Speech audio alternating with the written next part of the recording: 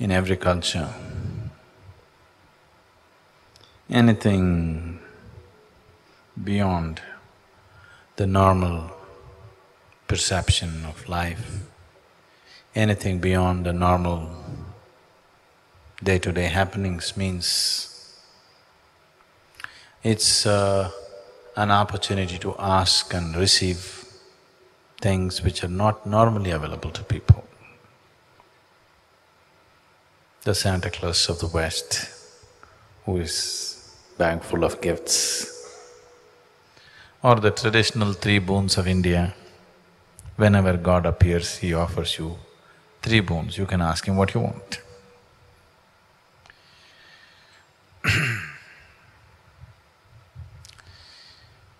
This interpretation or this direction of lore and stories that have… why this lore has taken in this direction is always in the world, a large population of the world is always deprived. Always it's been so. A large population in the world is always deprived of many things that they would aspire to have. Or I would say almost everybody is deprived of what they want to have. If they have this, they don't have that, if they have that, they don't have this. So, almost everyone is deprived of something or the other. So if a new possibility arises, the first thing is to ask. And if anybody is of any worth, he's supposed to give. I know there are various people, there are various prayers and lamentations of the so-called devotees where they're swearing by the god and saying, if you cannot even give this, what kind of a god are you? If you cannot even do this, what kind of a guru are you? Where is your compassion?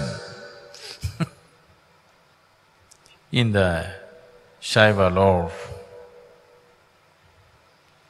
Shiva narrates many stories and incidents to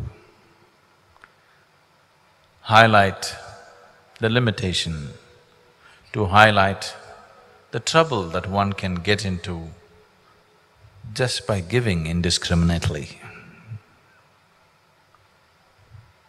The trouble that both the giver and the receiver can get into by simply giving somebody something that… for which they are not yet there. If they had evolved their life to a point, to that which they are desiring, it would anyway happen. But before they reach there, they want to have it. Before you evolve yourself to a point where you're ready to receive something, if you receive something, the great gift may become a great curse. There are any number of people on the planet who manage to somehow manipulate situations to get something that they want and suffer immensely because of what they received. They would be better off with the desire, but by fulfilling the desire, they get into deep trouble. So both the giver and the receiver can be in a lot of trouble simply by giving something or by receiving something for which they are not ready. Many times, human beings, once they attain to a certain level of attainment, they have an urge to be overly compassionate. Misplaced compassion always comes from your ego. You want to be the most compassionate person on the planet. Wherever anybody needs anything, reach out. This is not coming from any kind of understanding or wisdom or awareness. This is coming from wanting to be the best or the most. You know, whatever you do, you want to be the most. Wherever you go, even if people say, I'm stupid, people want to say, I am the most stupid person in the world. Even there they want to stand first. Somehow they want to be the best, one way or the other. I want to be the most intelligent or I want to be the most stupid. I don't want to be lost in between. I don't want to be ordinary, I want to be somehow special. So you want to be the most compassionate. This problem is there among people. They want to be the most compassionate.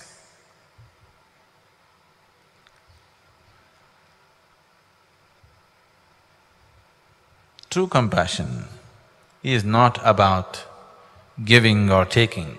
True compassion is just doing what's needed. You have no preferences of your own, simply doing what's needed is compassion. You revving yourself up into a huge amount of emotion and reaching out to somebody is not compassion. This is just self-satisfaction, devious ways to fulfill yourself. Compassion is possible. Genuine compassion is possible when there is nothing to fulfill in you, you're just doing what's needed. But always, if you get into your deep emotion and do something, you think that was a very compassionate moment. No, you're seeking self-fulfillment. I'm not saying anything right or wrong, it is still coming from a certain inadequacy. So one overly compassionate sage who was indiscriminately disposing of people's needs because of his austerities, he had attained to a certain capability and he was giving it away. So one day Shiva called him and tried to advise him. See, this is not good. The way you are dispensing gifts and boons to other people, this will not bring well-being to you or to the people whom you give. It may bring you much trouble, it may bring him much trouble or both of you much trouble. So, stop giving these boons. People come and ask, it's okay, you don't have to give. Parvati, Shiva's wife, who was sitting there, she said, oh my lord, how is this possible? As it is, there are very few givers in the world. As it is, there are very few people who are willing to give anything in the world. And a few men who are giving, you are trying to restrain them also. What is the point? At least a few men who are willing to give, let them give. You must explain this to me. This is not fair. There are very few givers. That also you want to discount and make it much smaller? Then Shiva said, see, this is not about depriving people of something. This is not about depriving the world of receiving something, nor is it an effort to deprive the person to have the pleasure of giving something. It is just that instead of helping people to evolve where they will naturally receive the bounty of life, an unevolved person, if you give something, you will only overburden him, you will only destroy his life. If you're concerned about somebody's ultimate well-being, you must put him through the painstaking process of evolving him to a higher possibility where he will receive higher dimensions of life, where receiving just happens to him because he deserves it. If you gift a ton of gold to an ant, it will only crush the ant. It will not make the ant rich, it will only crush the ant. So what you give, how you give is very important. You don't just give because somebody is asking. Let me tell you a story. Once there was a very sweet sage, sweet one, not like me.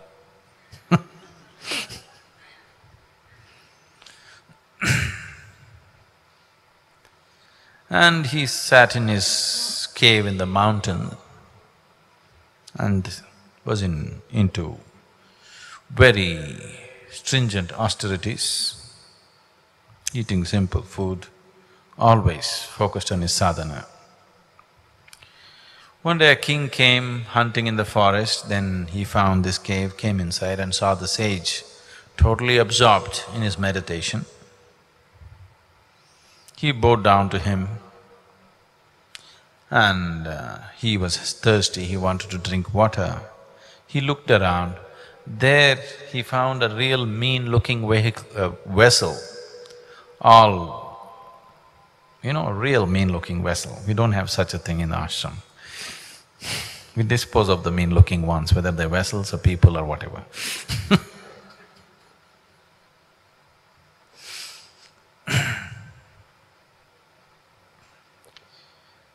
The king thought, such a wonderful human being, so deep in his meditation, so dedicated, why should he use such a mean-looking vessel? So he rode back. Then he sent some of his men and said, leave two most wonderful golden urns for him to use, two golden vessels. So his king's people came, took away this mean-looking vessel and put up these golden vessels. And after a few days, the sage opened his eyes and to perform his morning ablutions and also for other purposes, he looked for his vessel, it was not there. Because he could not find it anywhere, then he found these two golden vessels. It was not very convenient, they were too elaborate, ornate and heavy, but he decided to use it because there was nothing else. Life went on for a few days. One day, a very mean-looking person with a very mean mind, with mean intentions, came in the direction. He walked into the cave and the first thing his eyes fell on the golden vessels. Then the sage welcomed this man, served him a small meal that he had. The man ate, but his eyes were fixed on the golden vessel. The moment the sage closed his eyes to meditate, the man picked up the golden vessel and ran. When he ran, the sage saw in his meditation this man running away just with one golden vessel. Then the sage ran behind him. Both of them ran. The man saw the sage coming and ran faster and faster. But because of all this yoga, the sage could run faster.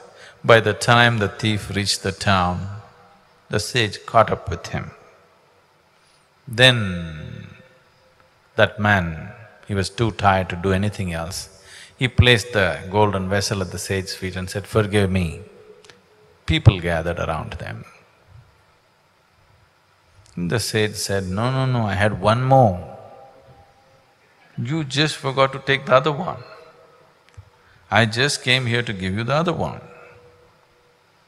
And the man didn't know what to do.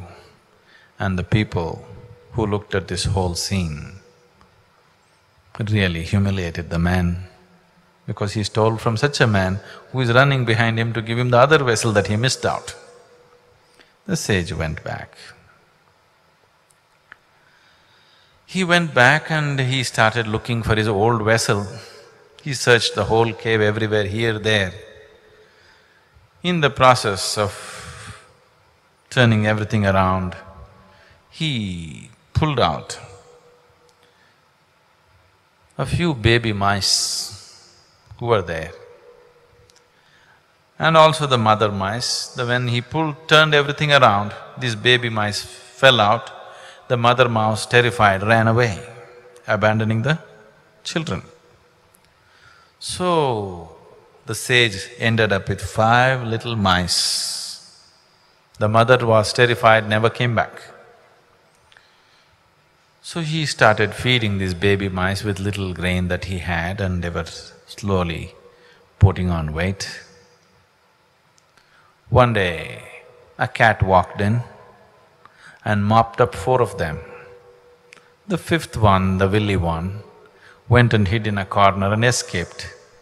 But 4 of them, the cat mopped it up. Then this one mice, he was feeding it and making it grow. Then one day the cat came. He chased away the cat. The mouse was so terrified. So the sage, out of his compassion, thought, how long can I protect this mouse? Every time the cat comes, I'll have to open my eyes, I have to come out of my meditation. This won't work. Out of his siddhi, out of his capabilities, out of his sadhana that he has done, he decided to turn this mouse into a fierce cat. So the mouse became a cat.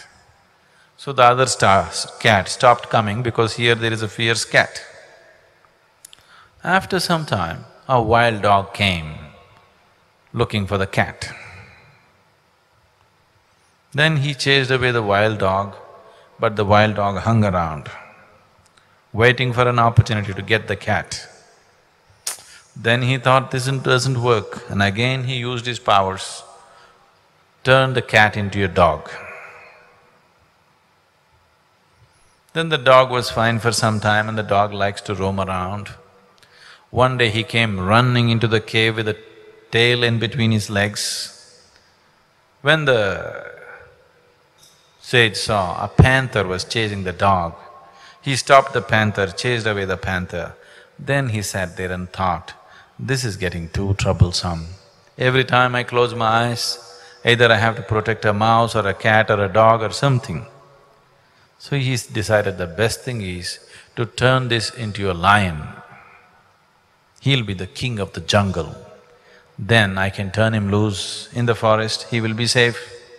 I will have no problems. So he turned this dog into a big lion. Now the lion roamed about the forest. When he walked, every other animal ran away seeing the lion. But though this was the body of a lion, it still had the heart of a mouse. He was feeling very diffident. If they come to know that I am just a mouse, what will they do to me? He was always going through this struggle. You know, many people are going through this. They are in the society, in the world, they are like lions, but inside they are like mice, they are constantly struggling within themselves, always. Whenever a person is placed in a situation which is beyond his writ or want, then that person will suffer so much insecurity and fear. Because of this fear, in his mind, so many evil thoughts will arise. This happens every other day in the world, all the time it's happening. It happens here also in the ashram. If you give somebody which is beyond their want, if you give somebody which is beyond their capabilities, if you give somebody beyond what they deserve, suddenly they become so mean-minded because somewhere inside they are small, they have to put on the big act. Now they will start thinking all kinds of nonsense. So this lion was feeling very insecure. He is a lion as far as the world is concerned, everybody is afraid of him, but within himself he is a mouse. Then he thought, the only other person who knows that I am a mouse is the sage. If I finish him off, nobody will know that I am a mouse, I will be a real lion. With this intention, he walked into the cave. The sage was sitting and meditating. The lion slowly approached him, because if the lion finishes off the sage, nobody in the world will know that this is a mouse. As he came closer, the sage realized. Then he looked at the lion and said, This was not right of me to turn a mouse into a lion, and you turned the lion back into your mouse and said, get out of here, fend for your own life. It is nature for a cat to eat a mouse, for a dog to eat a cat, for a bigger animal to eat the dog. It is natural, unless they evolve to that position. If you give them that position, they will only suffer and they will bring suffering upon everybody. So Shiva went on with this story and he went further. I will stop here. Now, this traditional, what to say, temptation that they have created in people. If you ever see a holy person, if you ever see a sage or a saint, first thing is ask for what you want, it will happen. I'm telling you, never ask, because if he is wise, he will not give. But sometimes he is just in a state where he says, okay. If he says, okay, you're in trouble, because you will get something that you're not ready for. If you get things that you're not ready for, life doesn't become better. Life only becomes turmoil in so many ways. So when you sit in a certain space, when you sit in a certain energy, if you notice a certain person or a place is creating a certain level of energy, it seems to be a little bigger possibility than what you are. That is a time when you don't think of anything, when you don't ask for anything, you simply sit. If you simply sit, you will get the necessary nutrient to evolve very fast, to mutate from one dimension to another. Once you grow into a certain possibility, everything that is possible in that dimension will anyway happen to you. If you do not grow into that possibility but just aspire for that, then you're just bringing heaps of trouble upon yourself. So meditation, temple, dhyana linga, or sitting with the guru is not a time to ask. It is a time to imbibe and allow this one to evolve into a higher possibility, so that if it evolves, what has to happen to it will anyway happen. Sadhguru, I feel that there's a very fine line between being trustful and being naive. How can I manage this? Which one are you?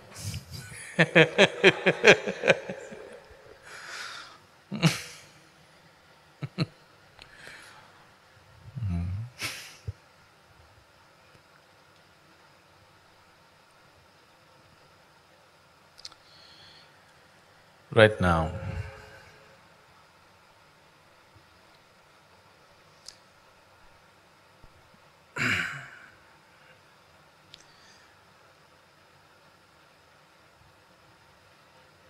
a month ago I was in Hyderabad. After I spoke in one of the meetings, the local newspaper next day reported, Sadhguru denies God. Headlines they put. The heading of the article was, Sadhguru denies God or something like this. And it went on to describe how I deny God. Why this thing's happening is simply because instead of using your naivete, I'm constantly trying to help you to be doubtful about everything. Because I'm telling people, anyway you have a doubt about everything, you don't trust anybody in your life, please see this. You don't really trust anybody in your life. Even people with whom you have lived for 10 years, 20 years, If they do one act that you cannot understand, immediately all kinds of suspicion will arise about them, isn't it? Yes or no? If they do just one thing that you cannot understand, any number of suspicions will come in your mind. A guru is always a suspect.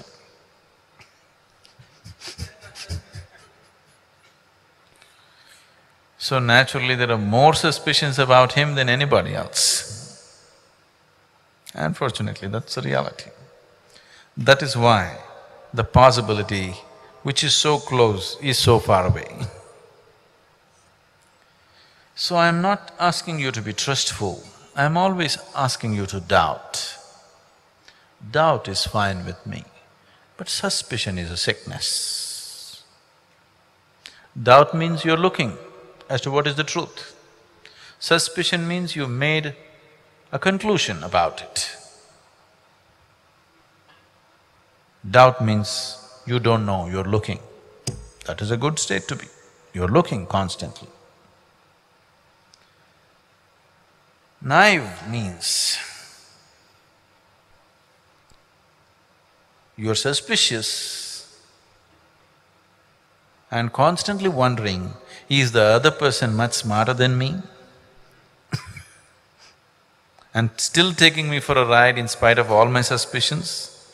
These people think they are naive, they are actually suspicious. But they're constantly wondering that the other person may be so much smarter than them and still taking them for a ride. Isn't it so? There is no really naive person in the world. They are suspicious people who are dumb.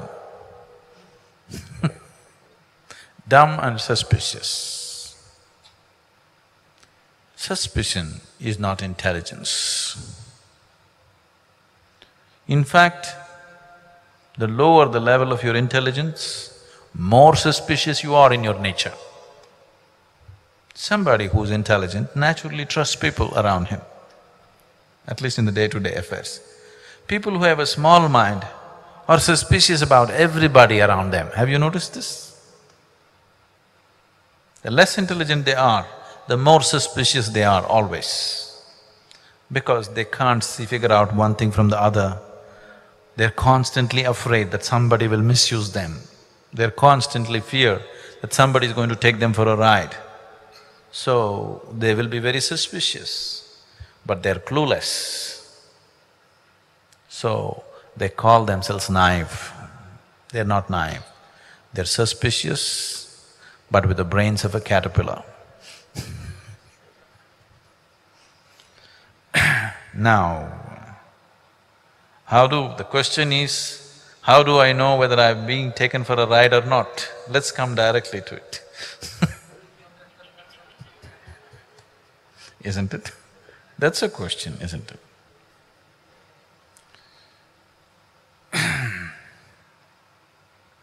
Let me tell you, you are being taken for a ride. Because you are still not yet in that stage where I can either expose or impose or even tell you what it is about. It is like,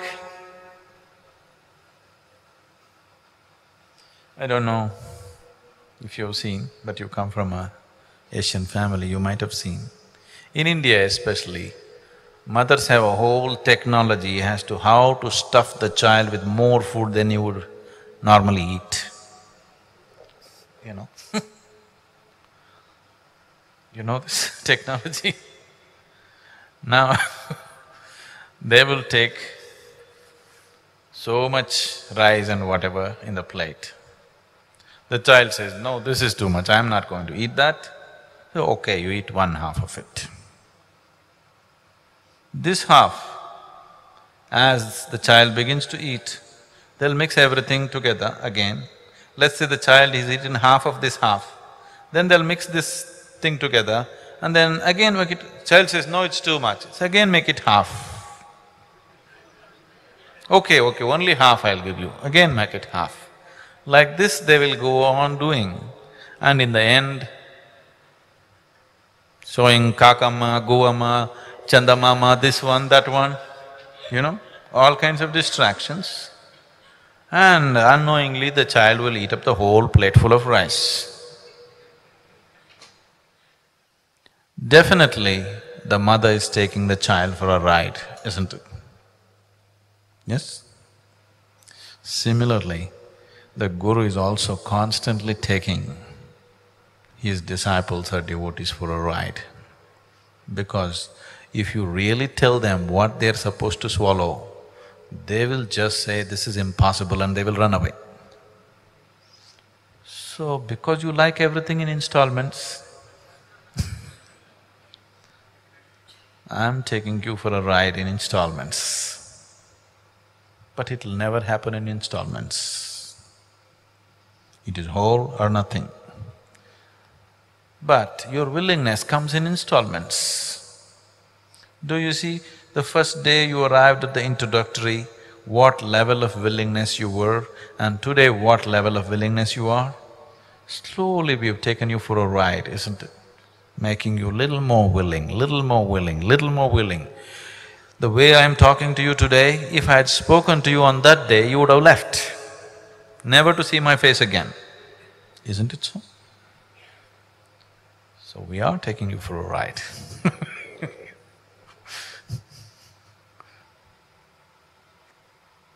Sadhguru, what is personality? How does one develop it? If you look at what you call as a human being, it's a certain amount of life energy manifested within a certain form.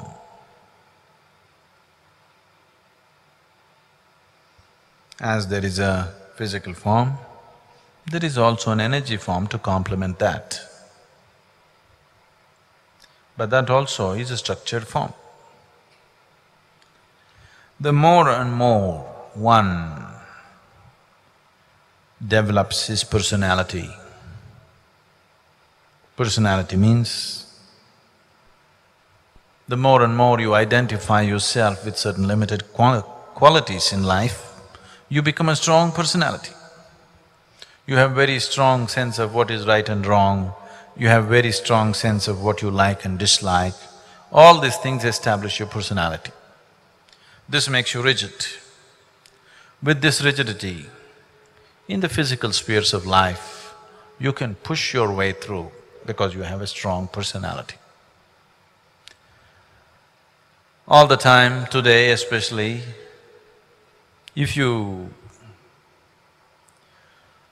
are planning to become something in the world, let's say you want to become an executive, you want to run a corporate whatever, or you want to start your own business, people are telling you, you must believe in yourself.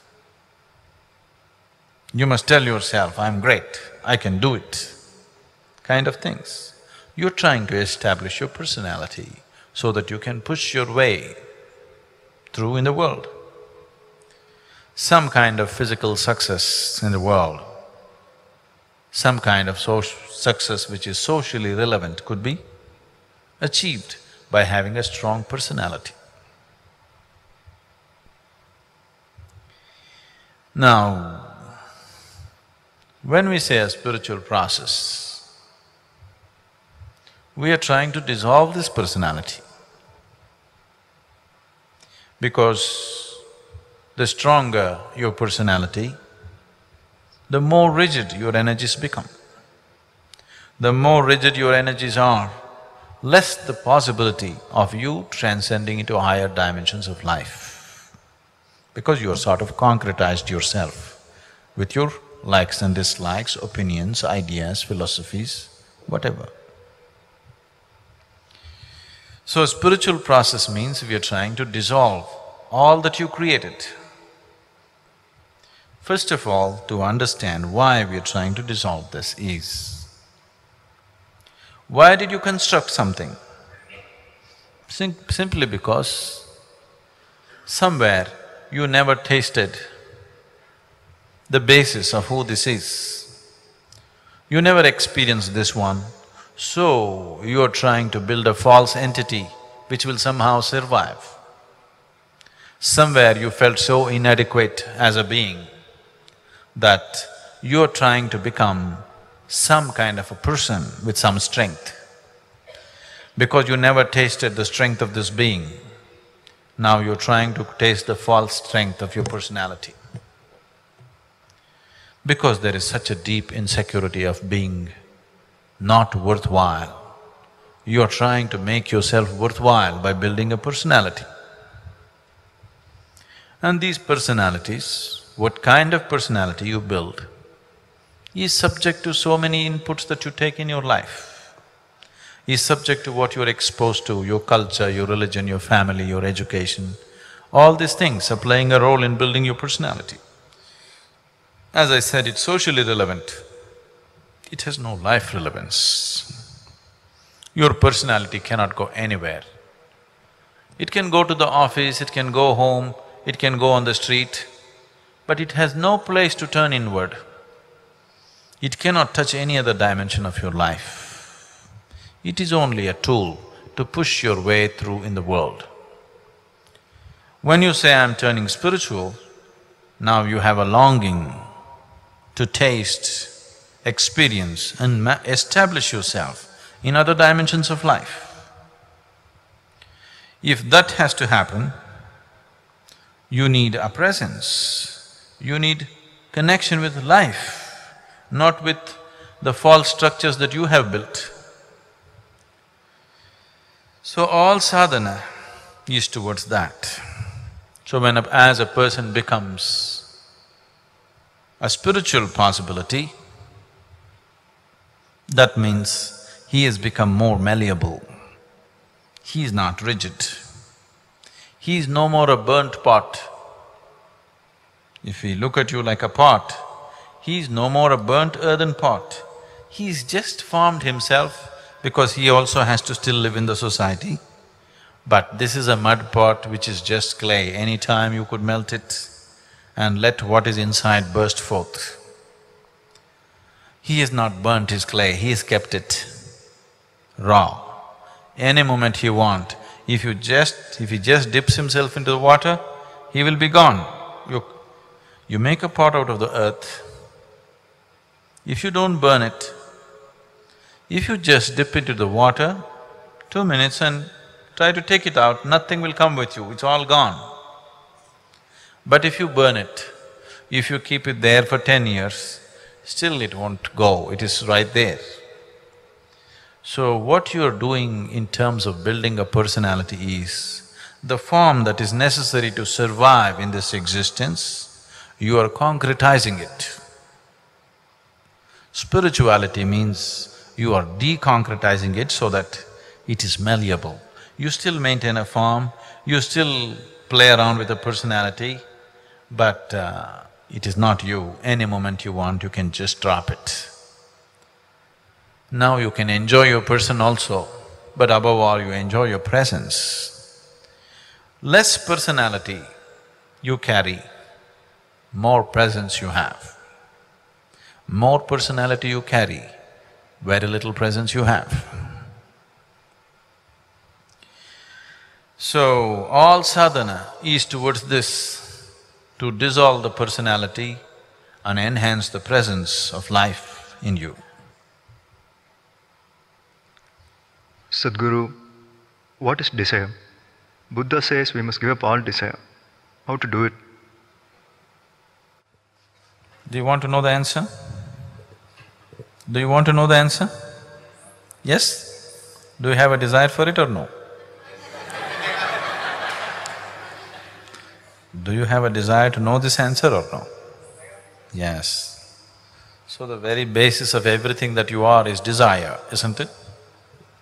If somebody says, give it up, just because somebody says, give it up, can you give it up? All you will end up with is, you will have a huge desire to give up all desires. I don't want to have any desires. Is that also a desire? Yes or no? Is that also a desire? So tell me, what will you do without a desire? Your very existence is desire, isn't it? Yes. This heart is beating, this breath is happening, the body is functioning, every cell in the body is pulsating right now because there is an enormous amount of desire in everything. Otherwise, it cannot exist. So what you call as life and what you call as desire is not different. If you drop your desire, you'll drop your life. Are you ready? No. No. So you have a desire to live, obviously. So don't take up philosophies which are against the very basis of your life by misunderstanding somebody who lived here 2,500 years ago. You did not listen to Buddha. You read all those books that stupid scholars wrote about him. 2,500 years later, see already what was said just a month ago in the class, it has changed color in your utterance. 2,500 years later, if you talk about me, you know how you'll interpret me? So many distortions will happen, isn't it? So, Gautama could not have said something so stupid as drop your desires. He's an intelligent man, obviously. He knew his way to the beyond. He taught the way to the beyond to thousands of people. So he cannot say such a stupid thing as drop your desire, because wanting to drop my desire itself is desire, isn't it? He won't say such things. Let us not dig up his grave and make him roll around. It's not necessary. Too much misinterpretations have happened to all the Buddhas, the Krishnas, the Ramas, the Jesuses. Too much misinterpretation has happened. That's why I'm saying, don't bother about those people. You don't have to bother about them because they lived wonderfully. You only have to do karmas to those people who lived badly, isn't it? Yes? Like your father or grandfather, you have to perform karmas to slowly push them to heaven because they must have lived badly. You don't have to do any karma to Gautam Buddha or a Krishna or somebody else because they know their way. They know their way here, they know their way beyond. You don't have to do anything to them. So leave them alone. If they have inspired you to come here, their job is done. They cannot do anything more now. If their stories have inspired you to seek a spiritual process, that is good. Nothing beyond that they can do. So let us not interpret them or misinterpret them now. You look at it from your own intelligence. If you look at it from your own intelligence, can you see that no desire, no life? Yes or no? Yes. So let's proceed from there. Now, all the desires that you desire, will they be fulfilled? Cannot be. So many of them will naturally be unfulfilled. So desire is not the source of misery. Unfulfilled desire is the source of misery. Desire, when it's fulfilled, it's a source of joy, isn't it so? The only joy that you know is fulfilling desires. Is that so? The only joy that you know in your life is fulfilling desires, isn't it? And the only misery that you know is unfulfilled desires. So, what you call as desire seems to be falling both ways. The source of your joy is desire, the source of your misery is desire. I'm telling you, the source of your very life is desire. So you cannot destroy the desire and have a wonderful life.